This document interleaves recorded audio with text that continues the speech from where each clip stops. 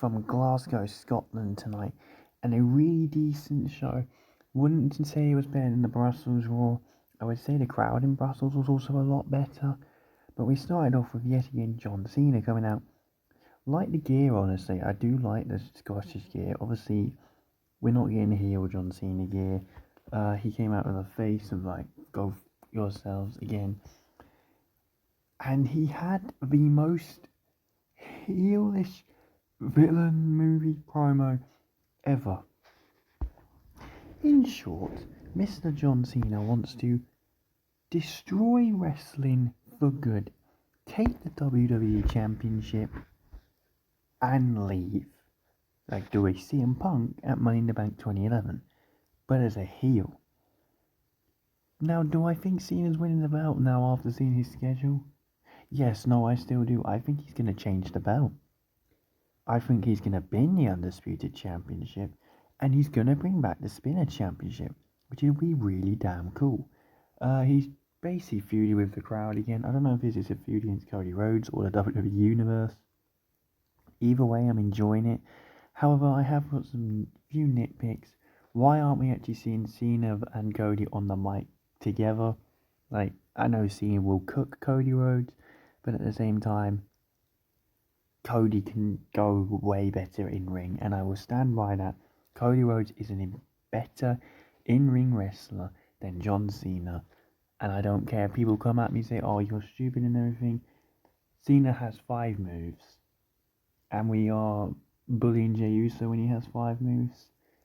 Where's the same, criticism? Personally, I think John Cena is a good wrestler, but I think Cody Rhodes is just a lot better. On the mic, John Cena clears by a mile.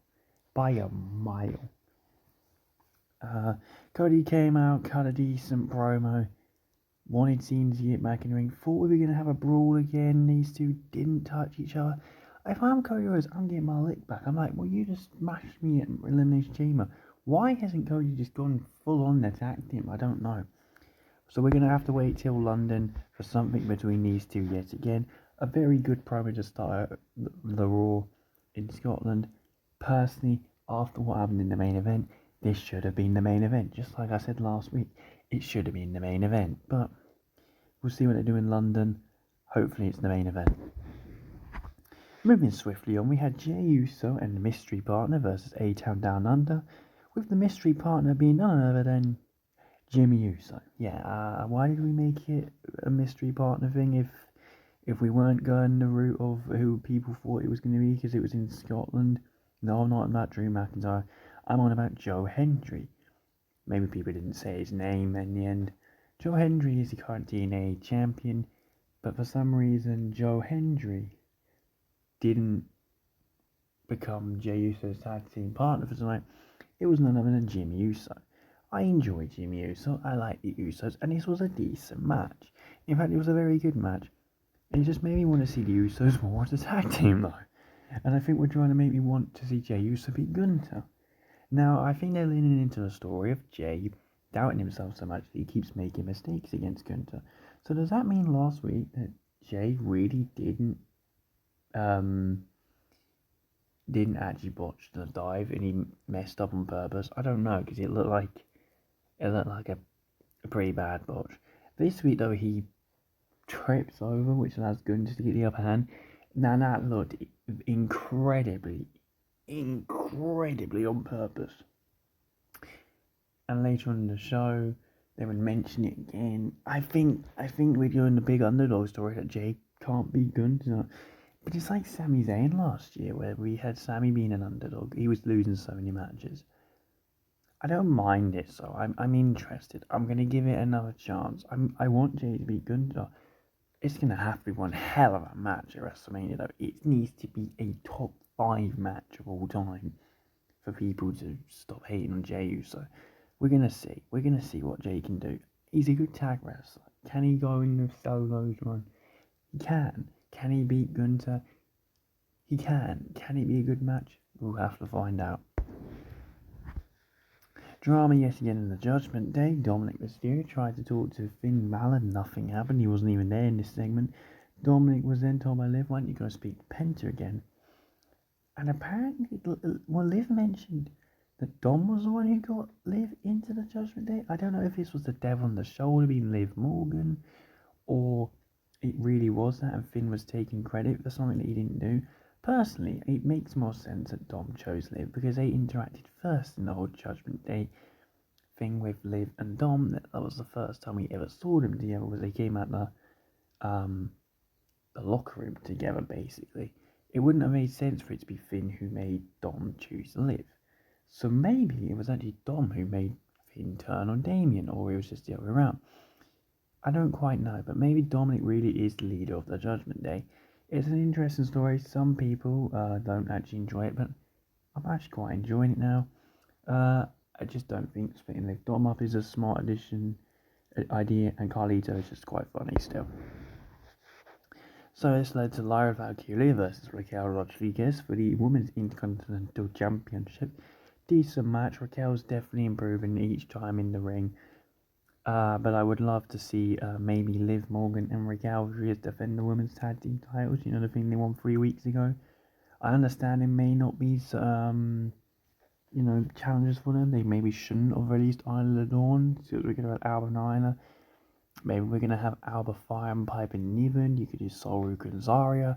You can do the Meta Girls, I guess. You could do... Yeah, no, I've run out of names. That really is it. Maybe Michin gets a tag team partner with B-Fab or something. Candice and Nia Jax maybe versus Liv and Raquel. Maybe that's when we go. Zoe and Shayna, I guess. Natalia and Maxine. We just kind of teased, I believe, last week. But anyway, Lyra Valkyria defeated Raquel in a decent match. She reversed Raquel's Diana Bomb into a roll-up for the win. Liv and Raquel started beating up Lyra after, and Bayley came down to help out. I'm wondering if maybe Bayley is going to face Lyra for the Women's Intercontinental Championship, or we're going to do Bayley and Lyra versus Liv and Raquel at WrestleMania. Either we need to get Liv Morgan on WrestleMania, because the fact she's not on WrestleMania right now, and well, we'll get into the person who is now on it, makes me sick.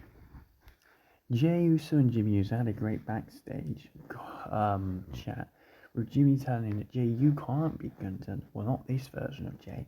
The right hand magic, the one who pinned Roman Reigns on, the one who won the Royal Rumble, that's the one who can beat Gunther. And anyway, they fucking slapped Gunther. So Jimmy is then facing Gunther next week on Raw. Very interested to see what happens here. I'm assuming it's going to be Gunther murders Jimmy Uso, and this fires up Jey. This is how you build a story. Like, this is much, much better. So here comes controversy 957, including Rhea Ripley. Io Sky and Bianca Belair were called out by Adam Pearce to sign the contract again. And Rhea Ripley decided, this is my brutality. It's all about me. Came out and was like, no, I want to win the match. I want my rematch. The fact that Rhea Ripley's getting a rematch, by the way, an automatic rematch, which we haven't had in ages, makes me sick. But yet again, it's Rhea Ripley. I can't complain about Rhea because the Rhea fans will have a go at me. So Rhea Ripley's going to be facing Io Sky next week for the Women's World Championship, which we all know is going to happen. Rhea's going to win, and she's going to face Bianca Belair at WrestleMania. Let's just move on before I get less annoyed, hopefully. However, Bianca Belair is going to be the special guest referee next week. Still, I'm not getting my hopes up. I definitely believe that Rhea's still going to be Io Sky, and we're not getting a triple threat when we should have just gone tonight. We announced a triple threat. Hey ho, moving on. I enjoyed the segment until Rhea Ripley turned up. I'm joking. I like Rhea Ripley, but I don't like Rhea Ripley at the moment. It's frustrating. Dominic Mysterio talked to Penta backstage, trying to convince him to join the Judgment Day. The New Day demanded a tag team match at WrestleMania, and Bianca Belair was told, yep, she will be the special guest referee, and she was like, I don't know how to referee a match. Neither do most of referees, Bianca. You'll fit in perfectly. El Grande Americano, aka Chad Gable, defeated Dragon Lee by pulling his mask off. Some say it might be an accident, some say it was on purpose. I don't really know. I enjoyed the match, and then yeah, the ending was weird. I didn't think we were actually going to have this as a character, but it's alright. CM Punk cut a promo about a promo which is upcoming on SmackDown for a contract signing for a non-title match. Okay. moving swiftly on. It was like Penta versus Bron Breakker for the Intercontinental Championship main event in Monday Night Raw. I know it sounds like I didn't think this Raw was that good. It was like a filler episode. It wasn't really a filler episode. Yet again, the crowd made it a better show than it probably would have been in America. And it seems like WWE are really relying on the crowd to make people care. And John Cena and Cody Rhodes at this point. Look, it was a solid match. And then a DQ because Dominic Mysterio tapped Bron Breakker. Penta was like, well, what the hell happened? Finn Balor turned up, hit Bron with a chair. Dom wanted Penta to join the Judgment Day, gave him the chair, went to ceremonial Judgment Day. Penta kicked the chair into Dominic's face. Finn looked like a dad who was like, oh, just disappointed in you, Dominic. The reports recently say about a fatal four-way Dominic, Finn, Penta and Bron Breakker at WrestleMania, which I guess is probably the way to get Penta the Intercontinental Championship.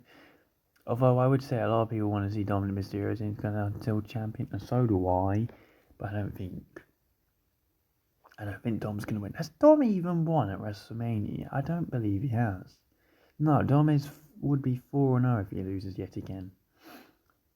Yeah, there's multiple problems with that. Honestly, multiple problems.